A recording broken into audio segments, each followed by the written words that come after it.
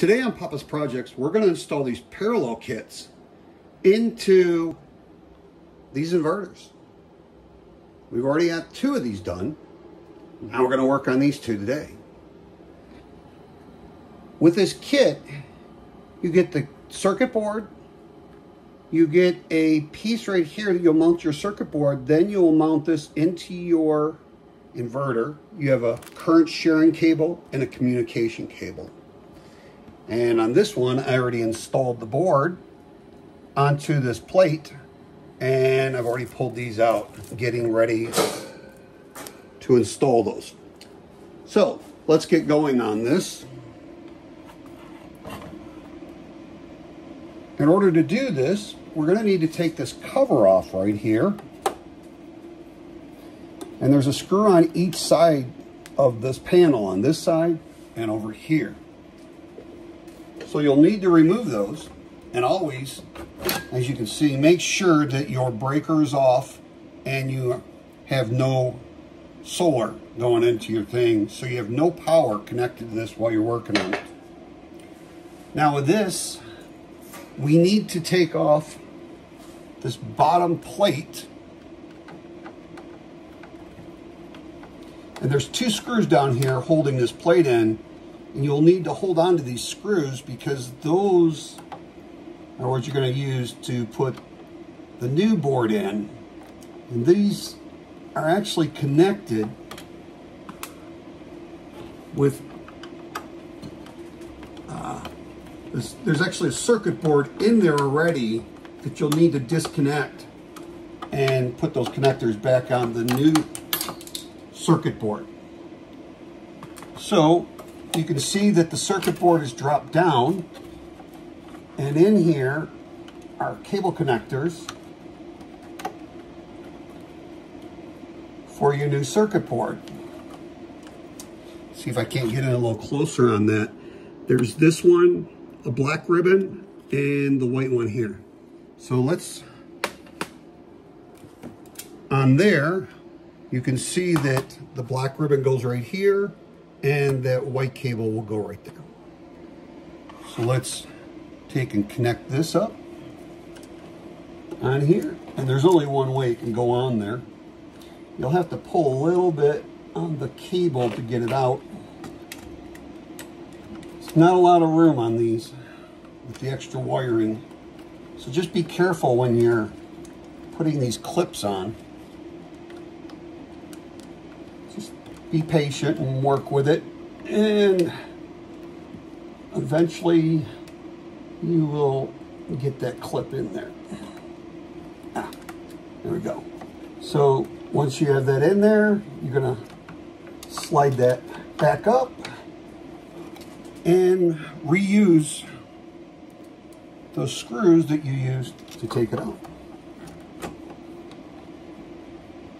Probably a best idea, this is a Phillips head screw, to use a screwdriver that has a magnetic tip on it.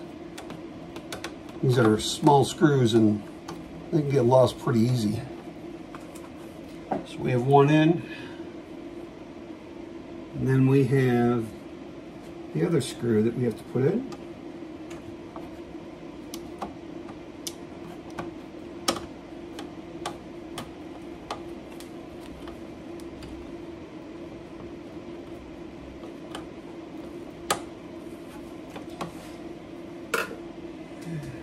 And this is not really hard to do.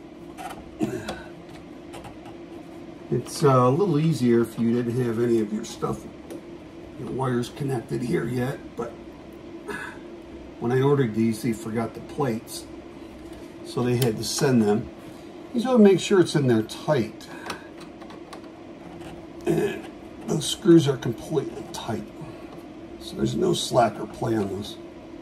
Okay, so you're going to have to look in the manual to see how to do this. But when you go to install this, you're going to make sure that these 2 screws showing in the front here are facing towards you, and then there's actually the screws that you're going to tighten up in the inverter. are right in there. So we're going to put this first one in on the right side, and we're going to use a small screwdriver, just a really small one here, and we're going to screw that. It's a straight slot screw in there. It's not a Phillips. So we got that in there nice and tight. And then we will, this other one, the other side of this, we'll go over to this one when we go to wire that. But first we're going to put these in. So on these, you actually have two different ends. And you'll have to look up in here that you can see that one has pins sticking out and the other one has holes. So you need to make sure you put it in the right one. And once again, this is going to be a regular screwdriver you're going to use to install this. So we will install one of these in the correct slot. And you can actually thumb tighten these. Actually come with thumb screws on that. And we grab our other cable and do the same thing. But on this one, we need to make sure that we install the other end. So that one, we actually had the pins going up into the inverter, and on this one we are going to have where the pins from the inverter circuit board is going to go into this one.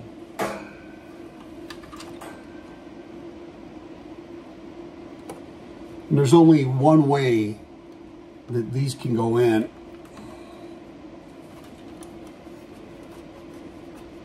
So now we have one circuit board connected.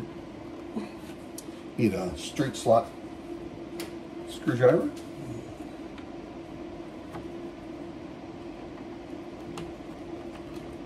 A little tight on this side.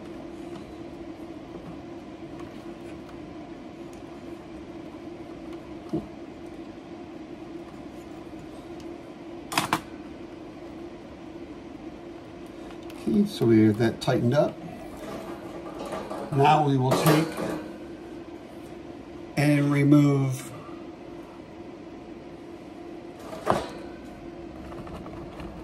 our circuit board. Over on this one, once again, we have to take the screw out up here on this front black plate to get that off, to get access to get in there. So you can see what we're doing. Like I said, these screws are really small, so you might want to use a magnetic head on your screwdriver. So we're going to move these wires out of our way here. We're going to remove this screw. Remember, hold on to that screw that mounts the other circuit board in there. And that plate is attached, like I said, to the ribbon cables. So this right here is a plate, and it's not attached to your circuit board when you get your circuit board, so you're going to have to attach this, and it's really easy. There's actually a little plastic piece right here that insulates this from touching that metal. So you're actually going to push your circuit board into there like that, and then right here is a screw, and also over here. So we will take, and I'll have to get this one started. This is a Phillips head as well. So you don't need a lot of tools for this. Just 2 screws that you're attaching this with.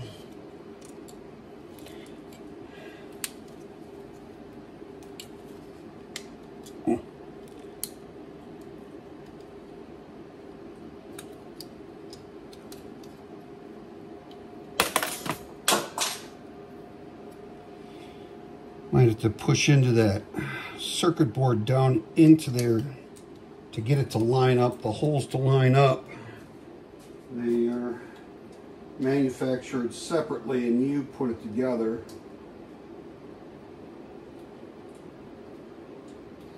This one is giving me a little bit of a problem getting that started into the threads. Okay, so now I have it started into the threads and I'm attaching that right there. So once again, you'll have your black ribbon cable here, your white ribbon cable right there, and this is what the bottom looks like. Once again, you can see that you have the pins going in this one, and then this actually on the cable will go into this side.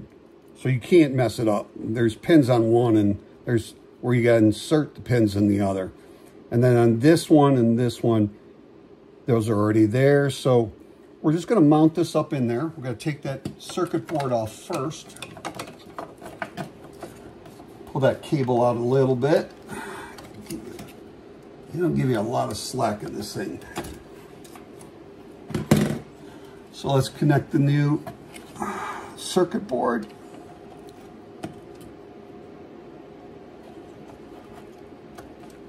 Just be very careful not to bend any of those pins when you're inserting that ribbon cable in and seating it. Okay, we've got those in there. We will put that up in there, grab our screws,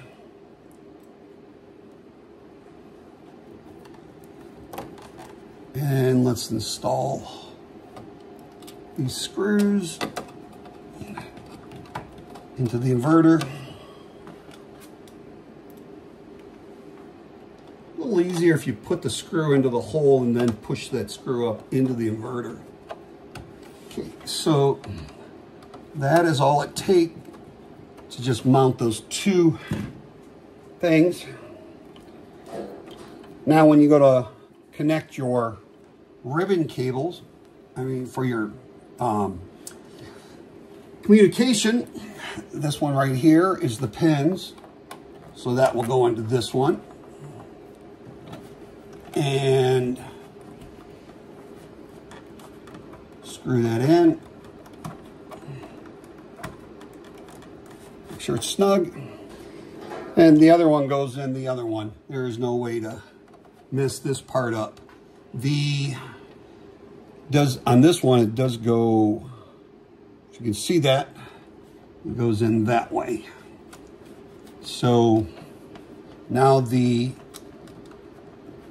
current sharing cables are attached in different ways depending on how many inverters you have and how the setup is. So let me see if I can find the page for this. Oh,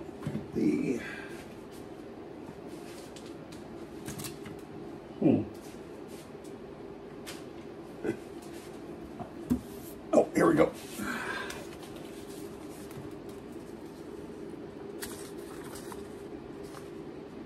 All right, so they show you in this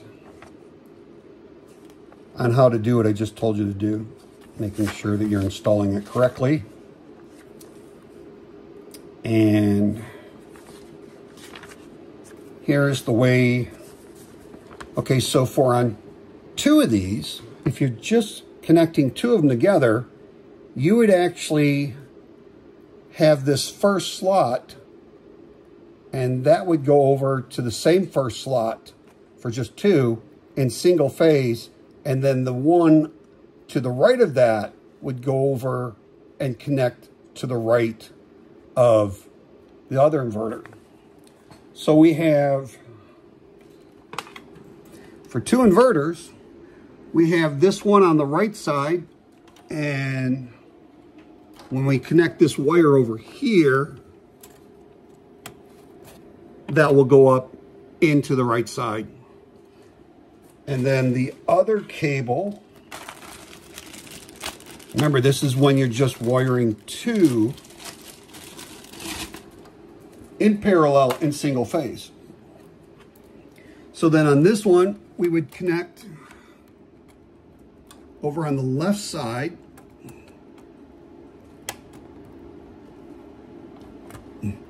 If it'll go in for me. Put this down, make it a little easier for me to use both hands. There we go. So we connected that into the second one on the left-hand side, and we're gonna come over here, and like I said, you have those those straight head slot screws going in there, and you're just gonna connect this up in there like that. That's done if you're connecting it like that. Now, if you go to 3, you would actually take your first one to the left, going into the second one, and then on the second one, you would take your current sharing cable on the right side, and that would go into the left side. And then on this third inverter, you would take on the right side, run that all the way over here, and would go on the right side over here. So you have a schematic. Here's 4 down here, where you can see the 4, and you can just trace those wires as to how to install that. Once again, here's 5 inverters in parallel. Here's 6. This is 7 inverters in parallel. This is 3-phase over here. And here's how they show you have 1 phase, 1 phase, 1 phase with 9. With 6 of them, you have 1 phase, 1 phase, and 1 phase over here. So they give you all the different schematics on how many inverters you have and how you would like to parallel them together. Then you're going to have to go into your program codes over here, and you always want to make sure you're doing this while the power is off. For your switch right here, it would be in that position. You would not want it in the on position. If you have this hooked up to your battery, this will come up and then you can program it. So you have the ways that you're going to program this, and then you have some fault codes over here. They give you some examples here, also some troubleshooting tips. So that's pretty much how you parallel together, and then you would just clean up these wires like I did over here, and I taped my red ones together for my current sharing, my communication together with black, and then when I had to run my AC in and out, this is my out, this is my AC in, and it connects over here, AC in to AC in, AC out to AC out. So over here, trying to get split phase where I can have 220 or 230 volts and is 180 degrees out of phase.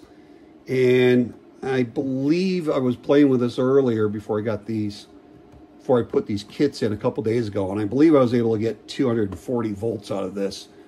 And you can set these inverters at 110 or 120 volts on those.